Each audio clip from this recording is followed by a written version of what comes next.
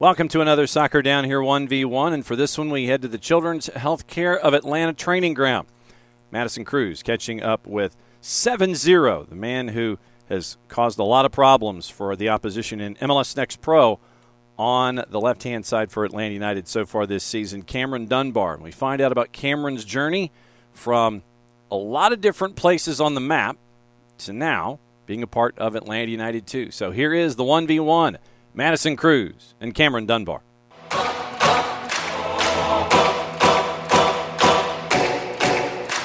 is my time. I think early on for you, I think your professional career is one that I don't think a lot of people know when the start of your journey was. You were in the academy for LA Galaxy. You got some MLS minutes with them as well, Minnesota United too. What was your experience like in the Galaxy Academy, and how did that help prepare you when you did make your debut with LA Galaxy and MLS? Yeah, that's a really good question. And I think that the time when I was coming up to the academy there in LA was pretty special with the coaches that they had there. And they really helped me kind of develop into another player. Because before I had just been playing for a local club. And when I stepped into that environment, it was like getting thrown into the deep end. And players are at another level. They're playing with youth national teams. It's a high intensity every single day. I remember there would be times I would wake up and I'd be like, I do not want to go to training today. But just that iron sharpens iron. And you know, some of my best friends are there because we had to, you know, really struggle together and we could all sense that it was something that was really strong and really helpful for our careers. And yeah, ultimately I would say that that's where I kind of really developed into the player that I am today and started to learn the game. And yeah, from there it just kind of continued to progress, where I would train with the U19s and do well there, then go with the second team and do well there, and then get a chance with the first team. And you know, thankfully the coaching staff at the time liked me and gave me my debut to turn into a professional. Yeah. So yeah. I'll ask us too, you know, we have a conversation a lot with the academy here, and like homegrowns, you see it all the time with some of the guys that are up at the first team now. Similarly happened to you. You know, you're California native. You were in the Galaxy Academy. You got the opportunity to play at the 2's level and then also at the first team. I mean, what does that mean to you, you know, to get to represent where you're from like that and get to wear the crest that you've known since you started your professional career? Yeah, it's a special feeling, really special feeling, being able to, you know, represent your community, represent kind of the kids that, you know, we all have the same dream. And I was fortunate enough to do it with some of my teammates from the academy, which made it even more special to, you know, have guys that have been with me since I was 11, 12 years old was special. And you know, we're still playing now, so you get to cross paths and see each other, which is it's a special feeling. And then so from Galaxy you then went to Minnesota United, got a couple minutes there too. What was that transition like, going from Galaxy and then playing for Minnesota? Yeah, big difference. Off the field was big. It was a complete environment change, being away from my family really for the first time. Living in Minneapolis was a big difference from living in Los Angeles, California. But it was another really good opportunity. And that's just something that, you know, I've grown to learn, and is that there's something to take from every moment and every opportunity that I get. Whether in the moment it might not feel great, but when you look back, you say, okay, well, it shaped me into who I am now, and the way that I approach things now, which, you know, I wouldn't want to maybe change it for what happened, but I think it's all part of a bigger plan. Yeah. For some of those like players as well, when that change does happen, what is some of your advice, especially going through that, you know, going from playing with the Galaxy and then getting transferred over to Minnesota? What are some advice you'd give to young players when that does happen, especially in adjusting and getting acquainted not only on the field but also off of it too? I think it's good to find helpful pieces. I was lucky to have a really good team there and good individuals that embraced me from the minute I got there, that made it a bit easier to adjust to, you know, working with a new staff, a new club, new faces. And I think that just have to be like a sponge and take in as much information as you can from veteran players. Be open to taking advice from coaches, and just work hard, give your best, be confident every single day you step into the office, because you're there for a reason. Yeah. You then moved on to Orange County at USL Championship. You were there for 3 seasons before coming to the 2's. How did that experience with Orange County help you in your journey and your growth as a player? Yeah, again, was another moment of growth and learning opportunities. I feel like old, really, kind of, when I look back and when you tell me all the years, all the seasons that I've had, it's kind of crazy when I think back on it, because I'm not even really, I don't feel that old, but when I look back, I'm saying, dang, this is already year 7, year 6, or it's been a minute. But and Orange County was another opportunity of growth. It wasn't easy a lot of the time. Very up and down seasons. I remember my first season, we had, I think, 3 head coaches, which is tough. It can be very tough because you're adjusting to one system, then you get another system, and then you get another system, and just kind of figuring out my role, how I can be effective was tough. But again, it helped me so much, being able to kind of add things to my game, really learn to reflect on minutes, reflect on, what did I do wrong in this position? What do I need to add to be a positive piece on the field? Was it kind of helped me with that off the field, just reviewing film, really searching for how do I improve my game, and just focusing on little details as much as possible. I feel you as well. I'll look back at photos back from when I was back in college doing broadcasting stuff, and then seeing it now, I'm like, all right, I think we're the same age, 23. Right? Yep. Literally, I'll look back and I'm like, this feels weird. Yeah. It feels like, it feels old, and especially looking back at everything else, but it's like, there's still so much more to do, basically, Exactly. Which is crazy. I want to ask too a little bit more of personally for you. When did you fall in love with the game? I feel like I always enjoyed playing. Yeah. Just outside running around, and I would play, I think, Little League baseball. My dad was a baseball player. I liked to play, flag football, just running around, and then they put me in soccer probably when I was around 6. And again, I just got to run around the whole time, so I liked it. And I think when I got to maybe 9 years old, it was like a switch flipped to where it was something that I felt that I wanted to do. And I remember I had a chance to go train in Manchester City's academy, I think, when I was in the 5th grade. And I thought I was good, kind of playing at the level that I was at. But when I got there, it was like there was just a whole another side of the game that I wasn't even aware of. And I think that really motivated me to improve and to want to be better than what I was. And I think that's just kind of translated as the years progressed. And I always want to keep learning stuff. I always want to keep improving on the field, whether it be tactically or technically, just adding little details as much as possible so that I can compete with the best, because I enjoy it. I enjoy giving my all, and that feeling of scoring goals and dribbling players is just a joy that I can't even explain. Who are some of your early influences when it comes to just looking at the game? It can be players that you've admired growing up, but also it could be even outside forces as well. Who are some of the influences for you? There's so many, honestly. Like I was saying, be like a sponge of taking in information, because there's so many players that I love to watch that might not even be my position. But I think the first one was Cristiano Ronaldo.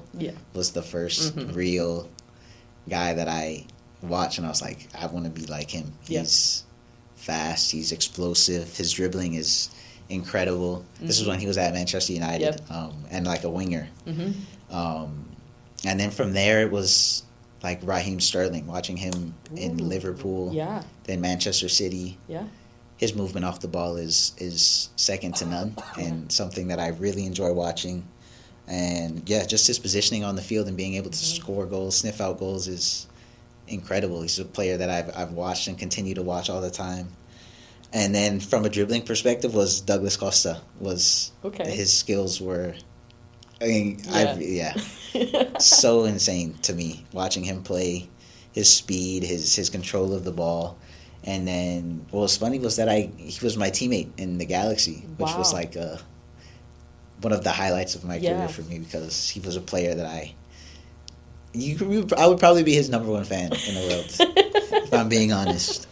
His number one fan would be me. But there's so many players that I love to watch. Messi, of course, is incredible.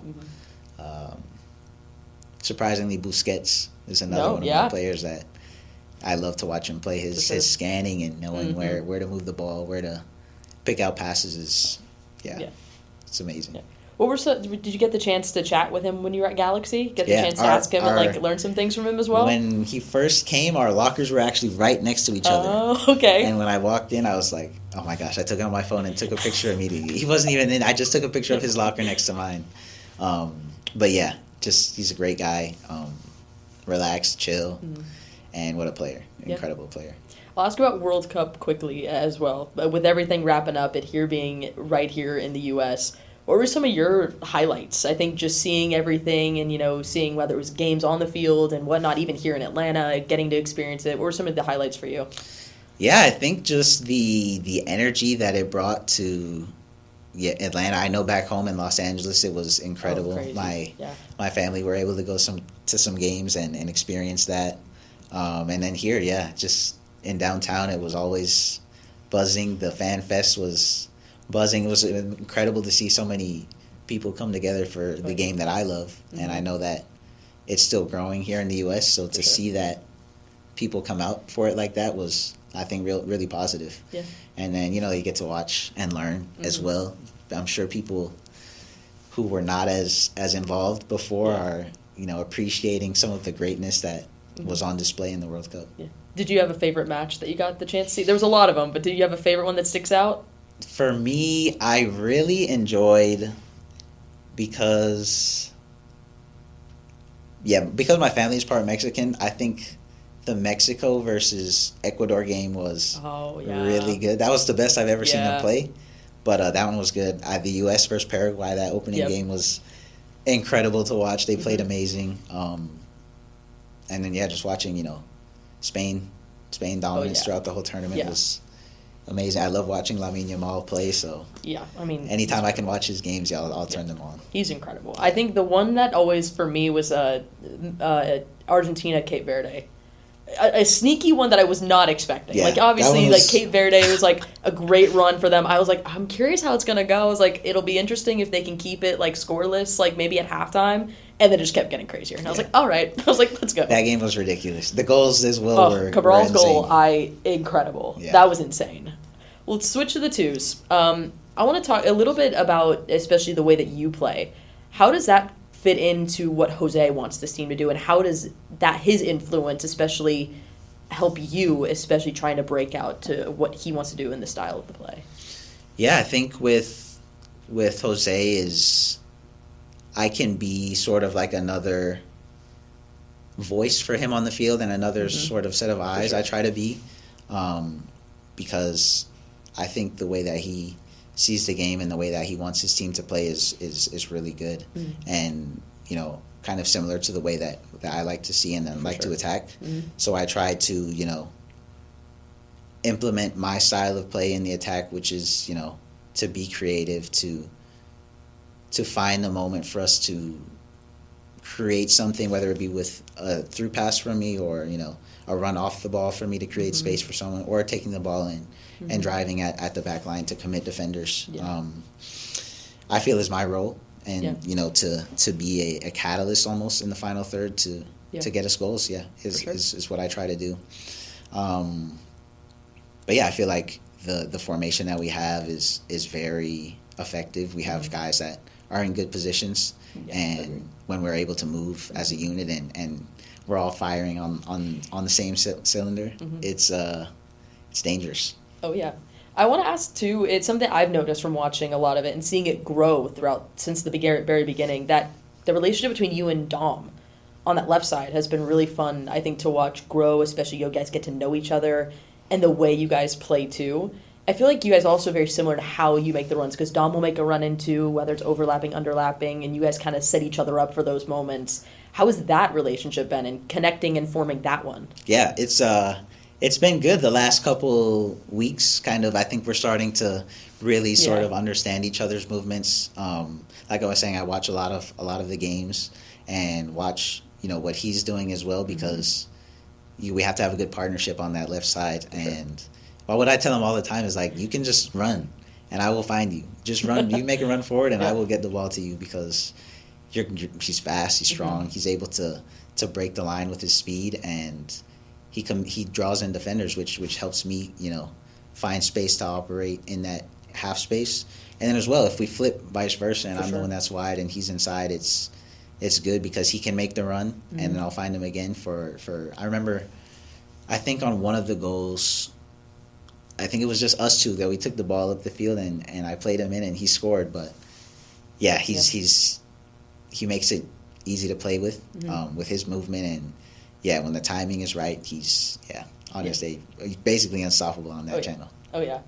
How would you describe the way that this team plays and how you guys want to play when you guys are out on the field? I think we want to be the team that imposes ourselves on the field, and not the one that's letting the other team dictate the play. We want to high press when we don't have the ball and make the opposition feel uncomfortable. For sure. Let them not have time to pick out passes, to walk up the field. We want to let them know that there's going to be a fight. They're going to be challenged in the midfield. Their center backs aren't going to have time to just circulate and sit on the ball. And then with the ball, we want to be aggressive. We want to be dangerous. We want to be able to create chances and be relentless. I feel like in moving the ball around the field, getting crosses, taking players on, and yeah, I feel like just kind of draining the life out of the opposition. And when it's the right moment, we'll relax, circulate. But then when we smell something in the water, then we're gonna go for it. Last few for you. I'll ask to kind of going back to what we were talking about. Especially you being 23, but with the career you've had, you're kind of a leader on this team, especially for a lot of the academy guys we see coming up too. How do you find the balance of being a leader for those guys while also you yourself trying to still absorb and trying to still progress as well as a player too? Yeah, I think I really just try to lead by example and, be a good, I guess, kind of veteran for them to see and, watch, whether it be extra training, extra work in the gym, communicating on the field. And I remember, when I was younger, I did not really have I had a couple veteran players that I felt that I could, lean on and go talk to. Yeah. But to just be like that positive voice for guys to ask questions with, and to know that, I want them to be successful. I want them to play at their best level whenever they're on the field, because that helps all of us. And let them know that, there's no pressure. Just play freely, play confidently, because once again, you're here for a reason. The coaches believe in you. We believe in you, and we're going to support you on the field. And then, for me, it's just continue growing no matter where I'm at on the field, because there's always opportunity to learn whenever it is, in training, off the field, watching training, watching games, watching first team games, watching first team training. There's always something to learn from. And, these guys show different movements that I'll have to adjust to and react to, which is all helpful for me. And, just continuing to improve each and every day. For you, also kind of being the eyes, like you said, for Jose when you're on the field, what does it mean to you that he has that trust in you to be able to be that leader, to be that vocal leader on the field and help, especially in leading some of the younger guys, but also leading this team too? Yeah, it's nice to, have the trust of the coach always.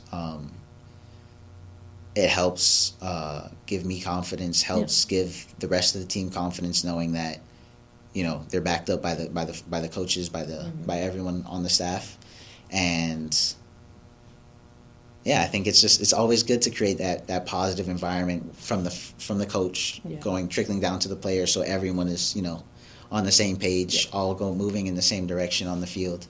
And that helps us get results, helps us improve when we're on the field and training, and push each other ultimately. That's at the end of the day. Last one for you. Obviously, not the result y'all wanted in Huntsville, but coming back here, you're guys going to be at home. What are some of the things you guys are looking for to get that result against NYCFC? And what do you see from that side, and how do you guys target that and get the 3 points going in on Sunday?